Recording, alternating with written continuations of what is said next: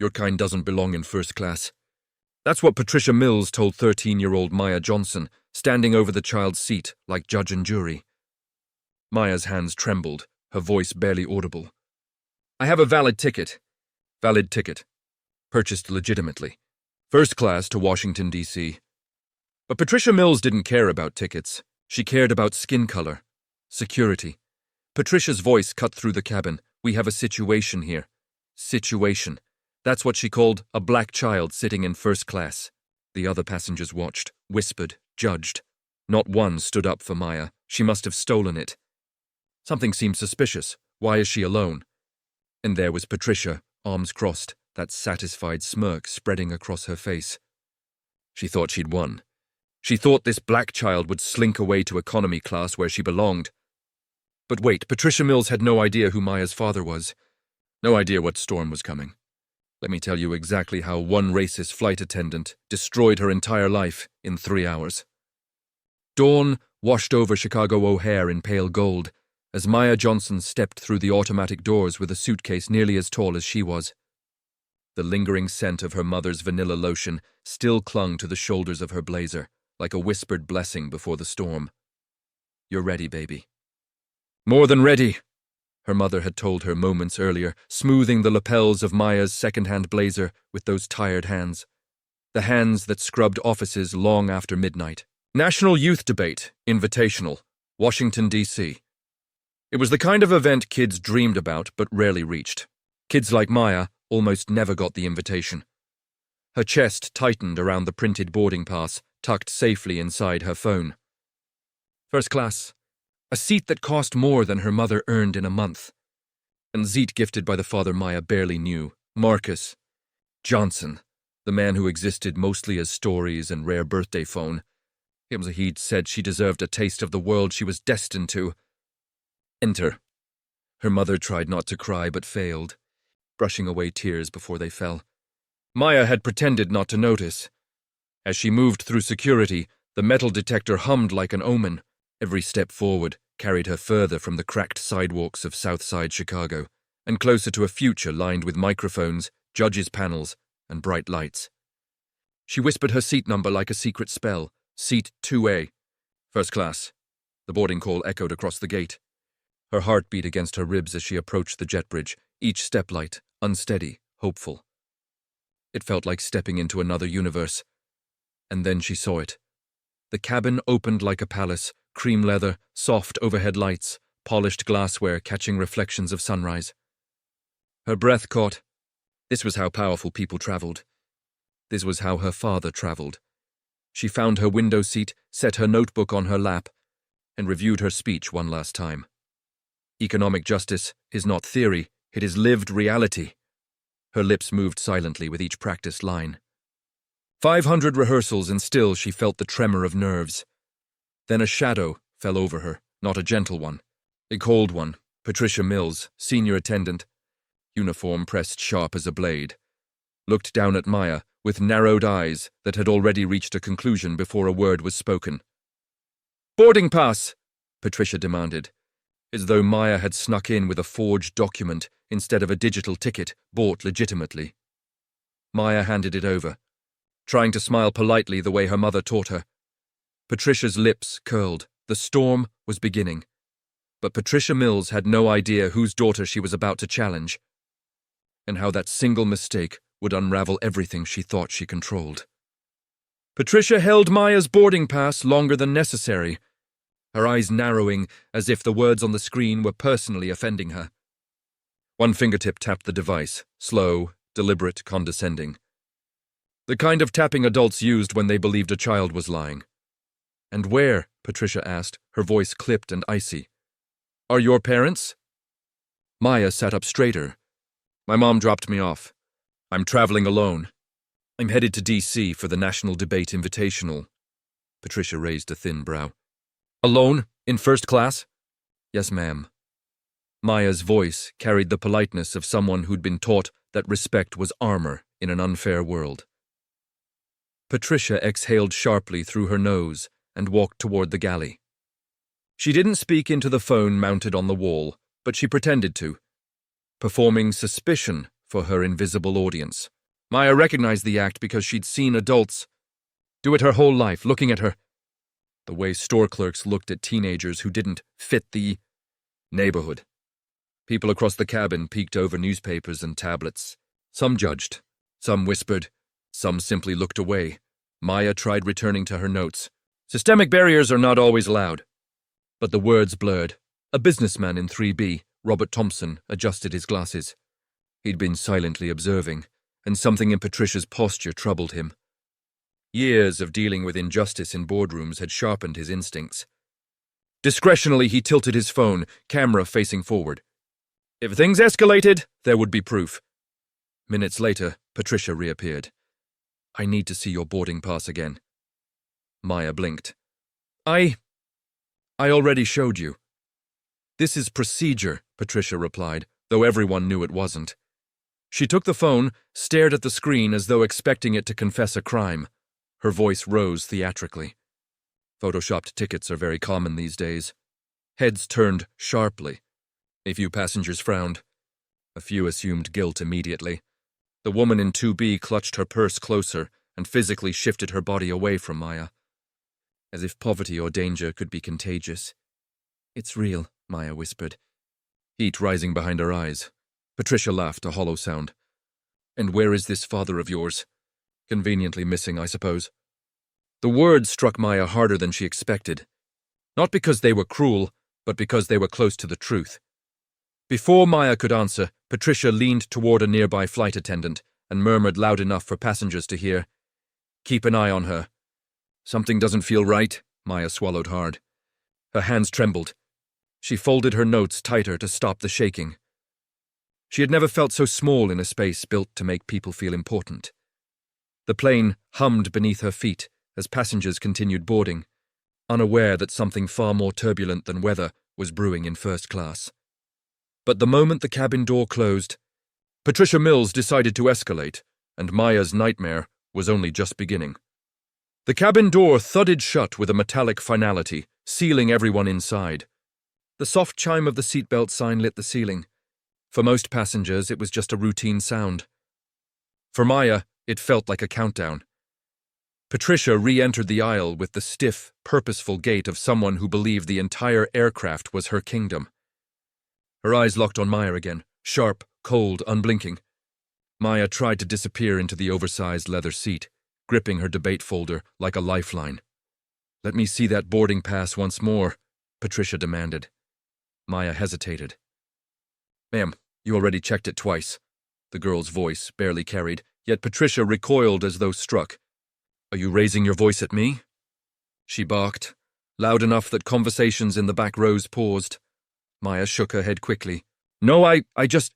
Good, Patricia snapped. Because aggressive behavior will not be tolerated. Aggressive? Maya had heard that word used before. At school, at the grocery store, at security checkpoints. A word that could turn into punishment simply because someone like her dared to defend herself. Her throat tightened. Robert Thompson in 3B lowered his hand subtly, pressing the record button again. He'd watched enough corporate power plays to recognize the beginnings of a manufactured narrative. Patricia took the phone from Maya's trembling hands. She turned the device sideways, upside down, tapping as though searching for flaws in a painting. Look at this, she announced loudly to the passengers around them. The app just closed, see? Fake tickets always glitch. She had pressed the home button herself. I can reopen it, Maya whispered, reaching for her phone. Patricia pulled it back. Of course you can. You children are clever with your tricks. Mia felt heat rise behind her eyes, fear mixed with humiliation. She reopened the boarding pass again, fingers trembling. The digital ticket shone brightly on the screen. This is my seat, she said softly. It's real. Patricia straightened, voice growing theatrical. Ladies and gentlemen, I've seen this type of scam before. Unaccompanied minors using edited screenshots. Happens more often than you think. A ripple moved through the cabin, one of quiet judgment. The woman in 2B muttered, I knew something was off. Maya felt her breathing quicken. Her hands tingled. The leather seat suddenly felt too big, too firm, too foreign. Patricia leaned in close, invading Maya's space. Now, she whispered sharply. "You will move to economy or I will call security right now." The girl's voice cracked.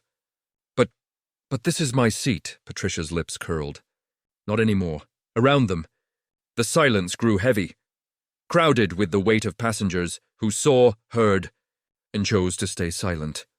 The engines rumbled as the plane prepared for departure. Inside, another engine was building, one made of fear, anger, and injustice. What Patricia didn't know was that one passenger was already recording, and that recording would soon change everything. The engines deepened to a steady roar as the aircraft began pushing back from the gate.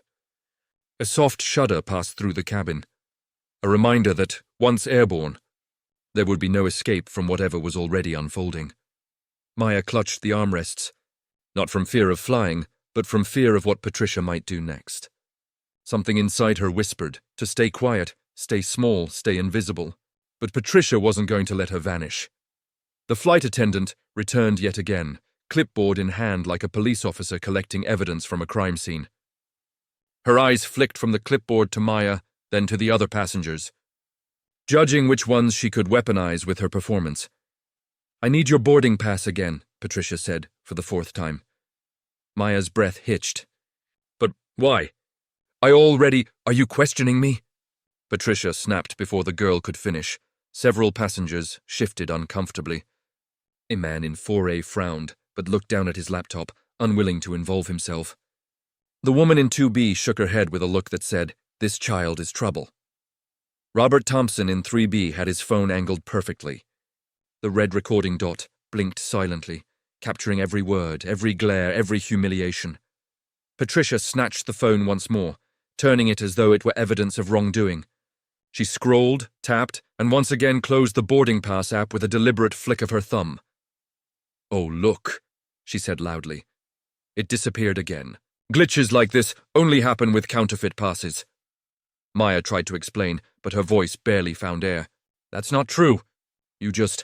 Don't you dare talk back to me!" Patricia hissed, her face inches from Maya's.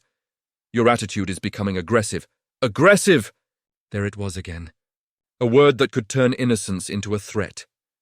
Passengers turned their heads, some curious, others irritated, but none brave enough to intervene. Silence, Maya realized, was its own kind of violence. Patricia clicked her radio. "Captain, we may have a situation with seat 2A, potential fraudulent ticket." Uncooperative passenger, Maya's heart cracked. She hadn't raised her voice. She hadn't moved. She hadn't even breathed wrong. Yet somehow she was now a situation. The captain's voice came through the intercom, distant but firm. "Understood. Keep me updated." Patricia shot Maya a look of victory. "You see? Even the captain is aware of your behavior." Maya felt something deep inside her crumble. She clutched her debate notes, pages she had memorized, annotated, cherished. But now they trembled in her lap, stained already by the first drops of tears. Patricia leaned down, voice low and poisonous. "Just know, girls like you don't slip past me. I've been doing this for 23 years. Maya stared out the window, blinking hard as the runway came into view. 3 hours. Just 3 hours to D.C. But for the first time in her life, Maya wondered if she would even make it there, because Patricia was only warming up, and the next move she made would turn a routine flight into a national outrage. The aircraft lifted from the runway with a soft jolt, the city of Chicago shrinking beneath a sheet of clouds. For most passengers, the ascent was the start of quiet comfort. Complimentary drinks, warm towels, soft music. For Maya, it felt like the doors of a cage locking shut, the moment the seatbelt sign chimed off. Patricia moved down the aisle with deliberate purpose. Her steps crisp, her expression carved from stone. First-class passengers straightened, sensing trouble. Some pretended not to notice. Some watched with careful curiosity. But everyone felt the shift in the air. Patricia stopped at Maya's row. "Stand up," she said. Maya blinked. "Ma'am?" "I said," Patricia repeated louder this time, "stand up. I need to verify your information." Maya rose slowly, her knees quivering. Her small shoulders looked even smaller under the fluorescent lights. Patricia inspected the seat like she was checking for hidden contraband, then pointed sharply toward the aisle. "Step out!" Maya obeyed, her breath shallow, her fingers cold. She felt every gaze on her, some pitying, others judgmental, others simply uncomfortable with the scene interrupting their quiet luxury. Patricia tapped her radio.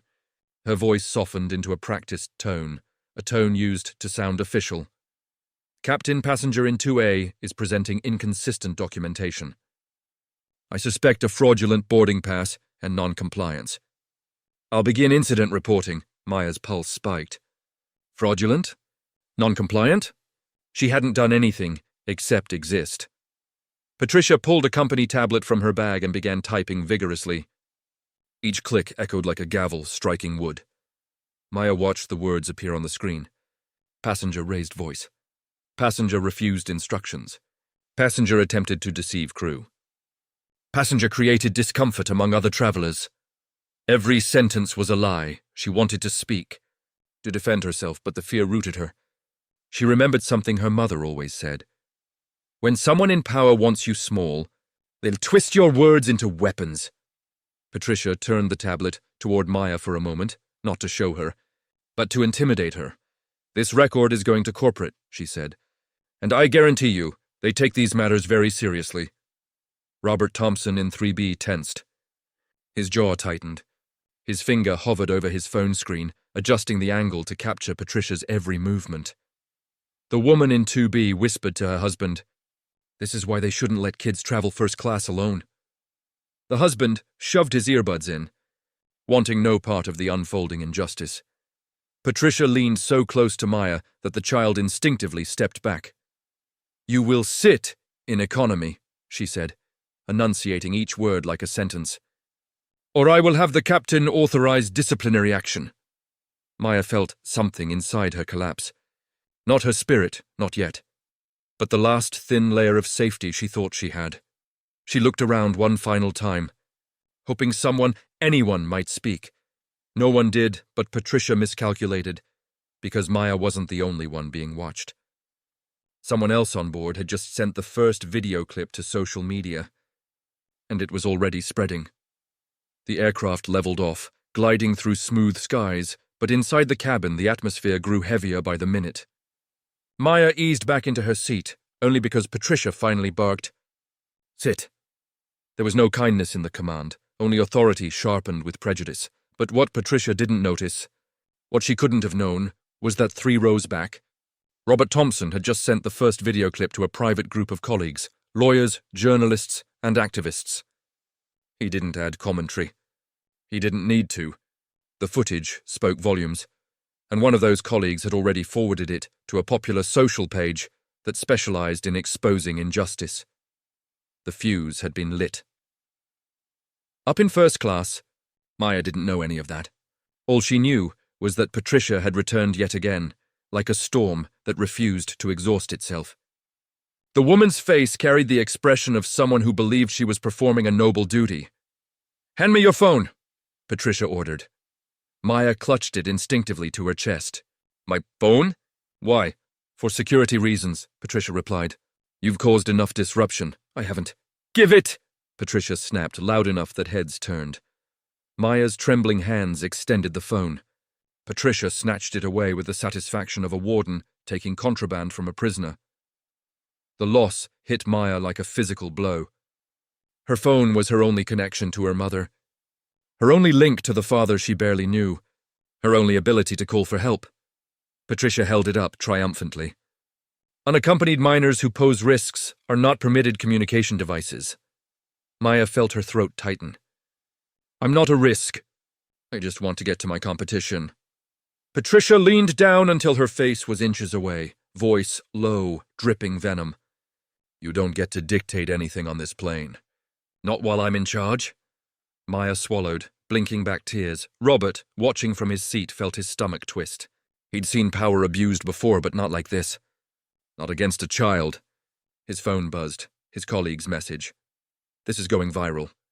"Keep recording." He angled his phone again. Meanwhile, at the front of the cabin, Patricia clicked the intercom. "Captain, passenger in 2A is escalating. Suspected fraudulent ticket confirmed. Requesting security presence upon landing." A sharp gasp came from someone nearby. Maya's heart dropped to her stomach. "Security? But I didn't." Patricia turned, her voice suddenly sweet, the way people speak to an audience they want on their side. "Please stay calm," she announced loudly. "We take safety very seriously." There it was. The weaponization of that sacred word. Safety. Maya sank deeper into the seat, her hands clasped tightly in her lap, her confidence withering. Her debate notes lay open beside her, the ink slightly smudged from earlier tears. She whispered to herself the line she had practiced so many times. Systemic barriers manifest not in grand gestures, but in daily degradations. She never thought she would live those words at 30,000 feet. What Maya didn't know was that her desperate text had already reached the one man Patricia never wanted involved, her father. Far beneath the clouds, in a quiet executive office in downtown Chicago, Marcus Johnson was reviewing quarterly reports when his personal phone buzzed. He almost ignored it. Only a few people had this number. His board, his attorney, his daughter. He glanced at the screen. From Maya. "Help me, Dad!" 3 words. 3 words that stopped the world's noise, froze his pulse, and sent a cold current rushing down his spine. Marcus rose from his chair so abruptly that a stack of documents slid to the floor. His assistant looked up, startled. "Sir, is everything all right?" "No," he said, already moving toward the door. "Track flight 447, now." His assistant had never heard that tone, half father, half thunderstorm. Within seconds, the flight appeared on a monitor. Atlas Airlines 447. Unscheduled landing, Columbus, Ohio, emergency code flagged. Marcus's jaw clenched. "Why is it diverting? We don't know yet, sir." "Well, find out." But he didn't wait for an answer. He was already dialing internal operations, already grabbing his coat, already issuing commands with the authority of a man who knew exactly how much power he held. "Prepare my jet. Columbus. Immediately." Employees scattered like startled birds. Meanwhile, back on the plane, Maya sat in the oversized leather seat that now felt like a trap.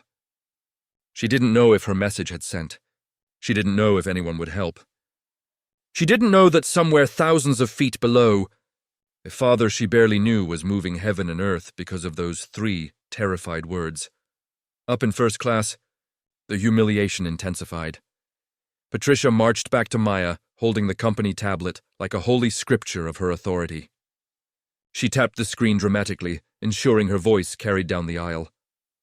"Well," Patricia announced with theatrical indignation, "the captain has approved protocol. You will be relocated upon landing. Security will escort you." A murmur traveled through the cabin. "Security? Escort?" Words heavy with implication. Maya's lips trembled. "I didn't do anything. Please, I just want to go to my debate."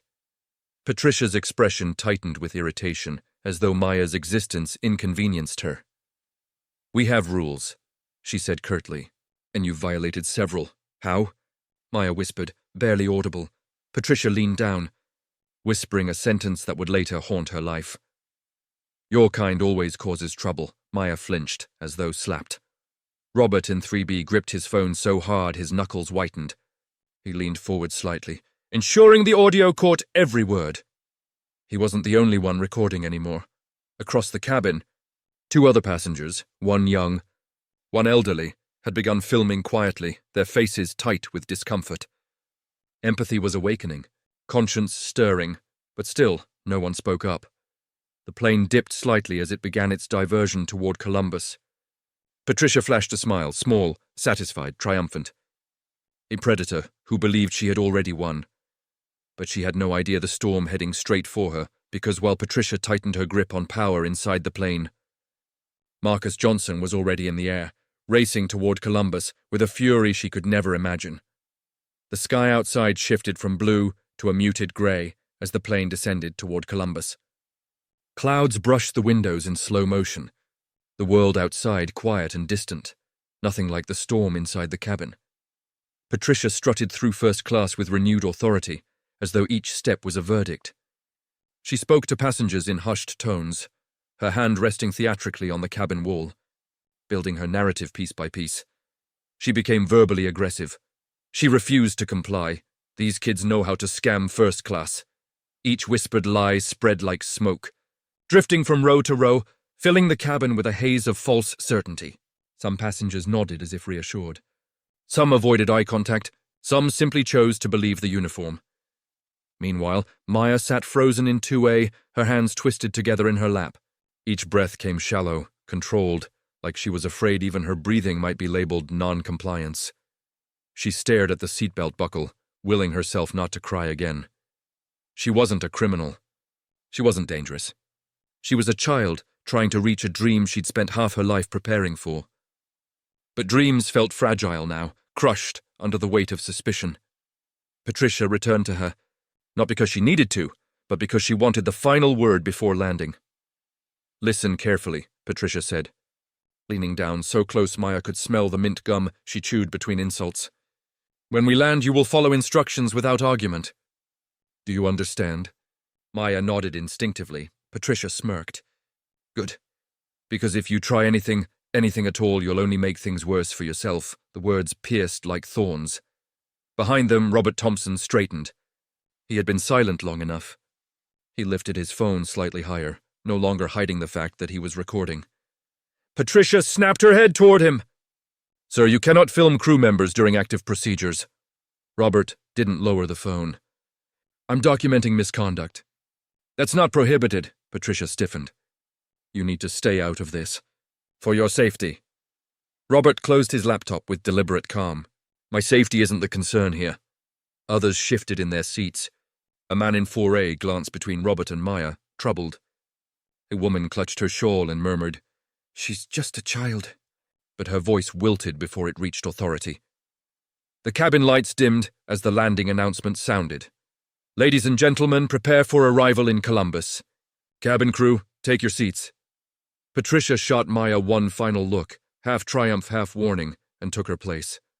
Maya pressed her palms against her knees, steadying herself as the aircraft lowered. The wheels struck the runway with a heavy thud, rattling the cabin. Passengers exhaled in relief. Maya inhaled in dread. Outside, police lights flashed against the windows, casting streaks of blue and red across the seats. Officers stood waiting beside a mobile staircase.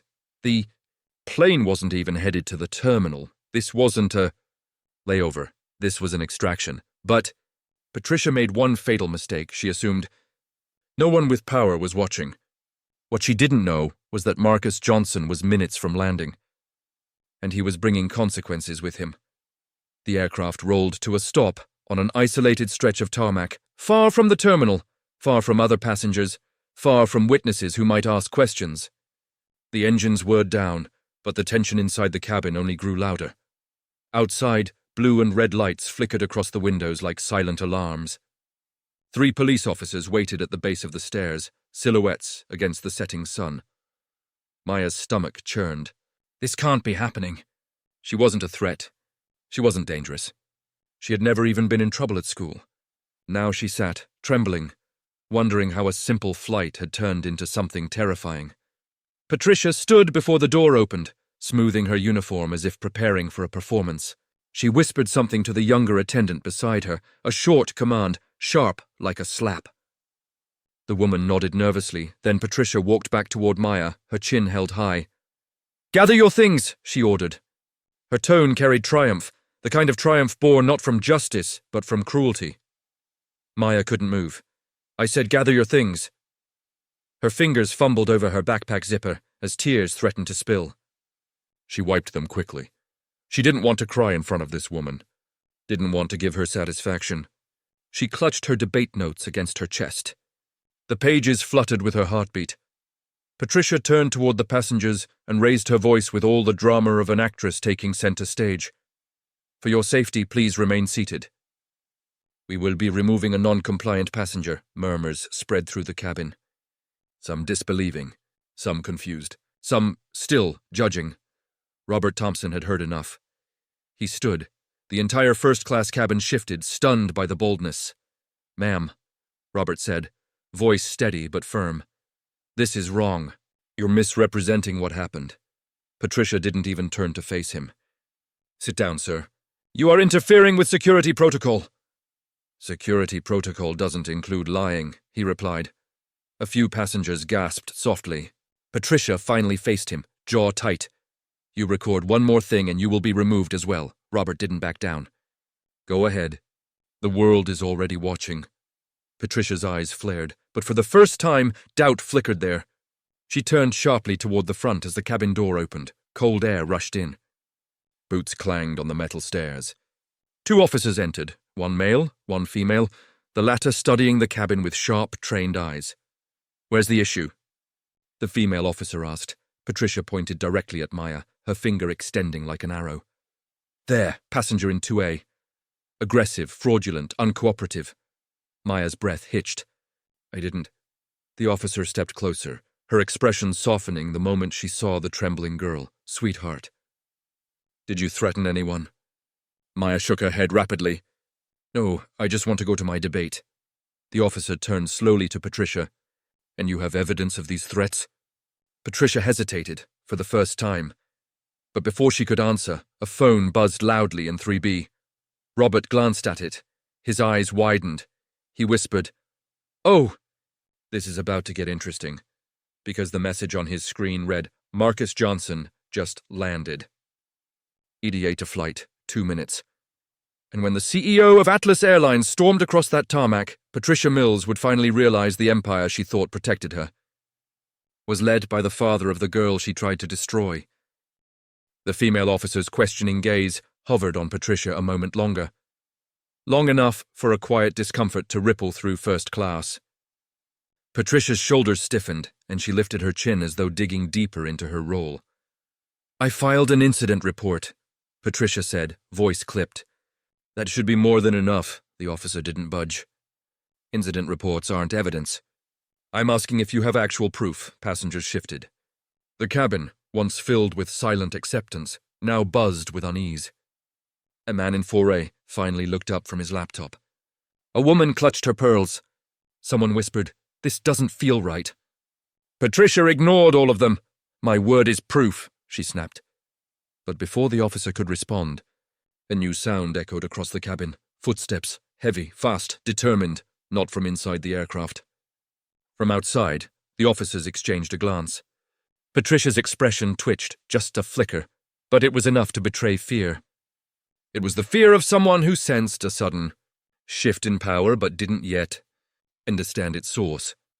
Then the doorframe filled with a presence so commanding the entire cabin fell silent. Marcus Johnson stepped into the aircraft like a storm cloud given shape. Broad-shouldered, jaw set, eyes blazing with a fury barely contained. He was still wearing his tailored overcoat from the private jet he'd leapt out of moments earlier. But there was nothing polished about him now. He radiated one thing, a father who had been pushed too far. Passengers gasped. Some recognized him from magazine covers. Some whispered his name. Patricia Mills froze completely. Marcus scanned the cabin once. Once was all he needed, before his eyes locked onto Maya, his daughter. Small. Shaking. Terrified. Maya, he breathed. Voice breaking in a way no one expected from a man known for commanding boardrooms. I'm here. The girl's chin trembled. She didn't speak. She didn't need to. Marcus crossed to her in 3 urgent strides, kneeling to meet her eyes. Are you hurt? He asked softly. She shook her head, but her tears said everything. Marcus exhaled, long and shaky. Then slowly, very slowly, he rose to his full height and turned toward Patricia. His expression shifted from father to CEO in a single heartbeat. You, he said, the word landing like a hammer. Patricia swallowed hard. Mr. Johnson, I didn't know. Stop, he didn't raise his voice. He didn't need to. The weight of that single word made Patricia flinch. The male officer whispered to the female one, That's Marcus Johnson. The Marcus Johnson. Marcus stepped closer, his tone icily calm. You filed an emergency landing because you suspected a child of fraud? Patricia stammered. She was aggressive. Lie, Marcus said flatly. Passengers blinked. They weren't used to hearing raw truth spoken so plainly. And you confiscated her phone? It's protocol. Marcus lowered his voice to a growl. No protocol authorizes cruelty. Patricia's posture withered. Across the aisle, Robert's phone buzzed again. A message from his colleague. The live stream just passed 100,000 viewers. Robert looked up at Marcus. The real storm was only beginning, because Marcus hadn't come to argue. He'd come to dismantle every lie Patricia had built, piece by piece, in front of everyone. For a long moment, the cabin was frozen in a silence thick enough to feel. No one breathed. No one blinked. Every eye moved between Marcus and Patricia, as if watching a trial unfold in real time. Marcus took one step closer to Patricia, just one, but it was enough to make her take a step back. His voice remained low, controlled, almost eerily calm. "Show me the incident report you filed." Patricia hesitated, clutching her tablet like a shield. "Mr. Johnson, I think it would be more appropriate if corporate—" "Show me the report!" Slowly, with trembling fingers, Patricia handed it over. Marcus tapped the screen. His eyes moved from line to line, each lie hitting him like a blow. Child became aggressive. Child threatened crew. Possible. Fraudulent boarding pass. Passenger created fear among first-class attendees. Marcus inhaled sharply, the kind of inhale that came from a man holding back a tidal wave of rage. He lifted his gaze. "You fabricated almost every word of this." Patricia opened her mouth, but the female officer beside her raised a hand. "Ms. Mills, you reported a threat. We need to see the proof." Patricia's throat bobbed. "Well, she raised her voice." "She never did." Robert Thompson stepped forward from row 3, his voice firm, moral, unshaking. He held up his phone. "I've been recording since before takeoff." His statement rippled through the cabin like electricity. Heads turned. Someone whispered, "Thank God." Patricia's face drained of color. "Recording crew is prohibited." "No," Robert corrected coldly. "Recording misconduct is protected under federal passenger rights." He pressed play, the cabin filled with Patricia's own voice. "Your kind always causes trouble. Fake tickets always glitch. Move to economy or face consequences." Passengers gasped. One woman covered her mouth. Another muttered, "I heard her say those things. I didn't want to believe it." The female officer's expression hardened. "So this is what really happened." Patricia stumbled backward, shaking her head. I didn't mean, it's being taken out of context." Marcus raised a hand, not to strike, not to threaten, but simply to silence. And somehow, that singular gesture carried the weight of a courtroom verdict. "You humiliated my daughter," Marcus said, voice trembling with suppressed fury. "You weaponized your authority. You forced an emergency landing for your own prejudice." Patricia's breath came fast and shallow. "Sir, please, I didn't know she was my daughter." Marcus finished for her. "That shouldn't matter. It never should have mattered." The cabin fell silent again. Passengers shifted, many now visibly ashamed of their earlier silence. Some nodded at Marcus's words, some lowered their eyes, some whispered, "He's right." Patricia's lips quivered. Her years of entitlement, her illusion of untouchable authority, crumbling right in front of her. Because finally, after hours of domination, she wasn't the one in control anymore, but Marcus wasn't finished. The real reckoning, the one that would end Patricia's 23-year career, was about to unfold in front of every single witness on that plane. The tension in the cabin had shifted, no longer pressing down on Maya, but tightening around Patricia like a closing fist. Even the hum of the engines seemed quieter, as if the aircraft itself was waiting for the verdict. Marcus held the tablet containing Patricia's fabricated report. His thumb hovered over the screen, scrolling slowly, forcing her to watch each line of deceit displayed back at her. Threatened violence? He read aloud. Patricia swallowed. I felt unsafe. Marcus looked up sharply. From a 13-year-old girl sitting in silence? That's the excuse you're choosing? Patricia's breath caught. I followed procedure. You followed prejudice, Marcus corrected, voice low and lethal. There's a difference. The female officer stepped forward, her posture firm. Ms. Mills, you claimed the passenger was aggressive. Do you have any recording, witness statement, or physical evidence supporting that claim? Patricia opened her mouth, but only a faint, broken sound escaped. Robert spoke up, his voice filling the silence like a gavel striking wood. I have 3 hours of footage showing the opposite. Murmurs spread. A man in 4A muttered, She's finished! Another whispered, Thank God someone recorded it. Patricia took a shaky step back as Marcus lifted his phone and tapped the screen. A company-wide alert pinged across devices, one that stunned even the crew still seated up front. Patricia heard the chime on her own phone and looked down. Effective immediately. Patricia Mills suspended pending investigation. All crew involved will be reviewed. Marcus Johnson, CEO, her knees buckled. No, she whispered, staring at the message. You can't? Not after 23 years. Marcus's expression didn't change. 23 years of what? Comfort, certainty? Or unchallenged power you misused whenever you pleased? Tears welled in Patricia's eyes, not the tears of guilt, but the tears of someone watching their world collapse. The cabin had shifted fully against her now. Passengers who earlier stayed silent were leaning forward, emboldened by the truth laid bare. The woman in 2B spoke gently, though her voice trembled with regret. We all saw? We just didn't know what to do. Marcus looked at her, just one glance, but it was enough to soften her posture in shame. You could have spoken, he said quietly. But silence is how people like her get away with this. Not anymore, Patricia's lips parted. I'm sorry. I didn't— Stop, Marcus said. You're sorry because you got caught. Not because of what you did. The female officer stepped beside Patricia. Her jaw was set with the resolve of someone done tolerating lies. Ms. Mills, you will remain on board until further instruction. We'll be taking your statement separately. Patricia slumped into a seat she once guarded with arrogance, her career slipping through her trembling fingers. Maya, watching from her seat, held her father's hand.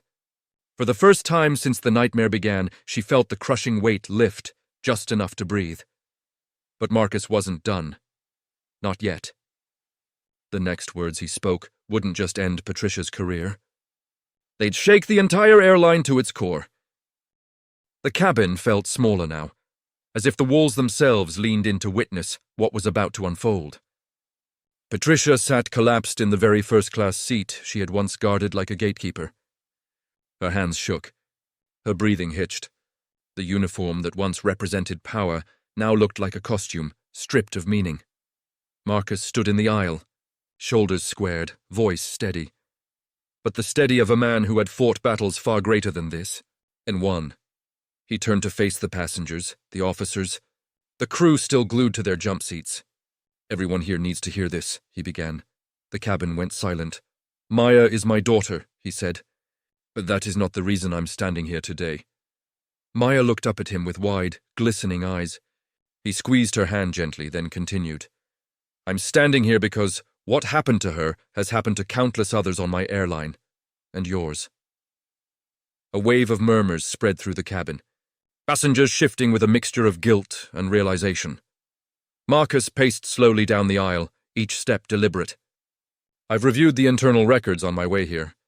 5 complaints against this flight attendant alone, all involving passengers who looked like my daughter. All dismissed. All buried. His voice cracked on the last word. Patricia closed her eyes, tears slipping down her cheeks. Marcus didn't stop. And it wasn't just her, he added, turning toward the officers. Systemic issues don't grow from one person. They grow when those around them stay silent. Passengers bowed their heads. Robert stood straighter, the only one who had confronted the injustice before Marcus arrived. Marcus lifted his phone. Effective immediately, there will be new policies across Atlas. Airlines, he tapped the screen once, an internal broadcast, sent to every employee nationwide. 1. All crew interactions with passengers will be recorded through mandatory body cameras, gasps. Filled the cabin. 2. Any employee with more than one discrimination-related complaint will undergo immediate review. Patricia wilted deeper into her seat. 3. A passenger advocacy division will be created, reporting directly to the board, not to HR, not to supervisors, not to those who bury complaints. The officers exchanged glances, impressed, surprised, relieved, and 4, he paused, turning to Maya, the child who had been humiliated for hours. The child whose quiet bravery had sparked a revolution. The child whose dream was to stand on a debate stage and fight for justice. We will create the Maya Johnson Scholarship. 20 full academic scholarships every year for young debaters, for kids who faced discrimination and still stood strong. Maya's eyes widened. She hadn't expected this. Not for her. Not because of her, Marcus knelt beside her again. Your voice matters. You inspired this. She threw her arms around him, burying her face into his shoulder. Passengers wiped their eyes. Even the male officer blinked rapidly. Then Marcus rose again, looking toward Patricia one last time. This ends today, he said quietly. Not just for Maya, for everyone. But there was still one more moment ahead, one final truth Maya needed to speak herself. A moment that would define everything that came next. The officers stepped back, giving Maya space as the cabin fell into a reverent hush. Even the hum of the engine seemed quieter, like the aircraft itself was holding its breath. Marcus touched Maya's shoulder gently. You don't have to say anything, he whispered. You've been through enough. But Maya shook her head. She did have something to say. For the first time since the nightmare began, she stood in the middle of first class, with the same quiet courage she carried into every debate room. The passengers watched as this small girl, trembling yet unbroken, turned to face Patricia. Patricia lifted her gaze slowly, eyes red, pride shattered, the weight of her actions finally pressing onto her chest. Maya spoke softly, but her words carried through the entire cabin. You told me I don't belong in first class, she began. You said people like me don't fit here. Patricia swallowed, unable to reply. Maya continued, her voice gaining strength. But I learned something today. Belonging isn't decided by uniforms, or money, or skin, or who thinks they're better than someone else. Passengers nodded, some wiping tears, some ashamed they hadn't spoken sooner. Maya's hands shook as she held her debate folder tighter. I belong anywhere my hard work takes me. My mother taught me that. My father reminded me today. Marcus blinked hard, the emotion catching in his throat. And you know what? Maya added, looking directly at Patricia. Even after everything you did.